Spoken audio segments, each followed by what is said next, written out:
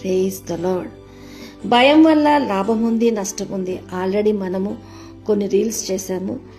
నిజానికి భయం మన జీవితంలో మనల్నే పరాయి వాళ్ళుగా చేస్తుంది. ఎలా అంటారా, ఎంత పెద్ద ఇల్లు ఉన్నా భయం కలిగి ఉన్నప్పుడు నక్కి ఉండడానికే ఇష్టపడతాం. అయితే అది మనదైనా స్వతంత్రత ఉన్నా మనము ఏ విధంగా దాగి ఉండగలగడానికి కారణమవుతుందో భయము. బిల్లీ గ్రాహం గారు దానికోసం ఒక మాట చెప్పారు. భయం మనలోని విశ్వాసం తొలగిస్తుంది, అయితే విశ్వాసం మనలోని భయం తీసివేస్తుంది.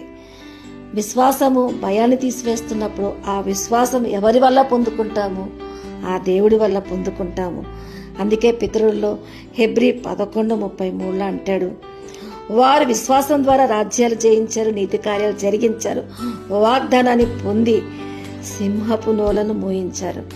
విశ్వాసము ద్వారా సాహస కార్యాలు జరిగించడానికి భయము వారిని అడ్డుకోలేకపోయింది.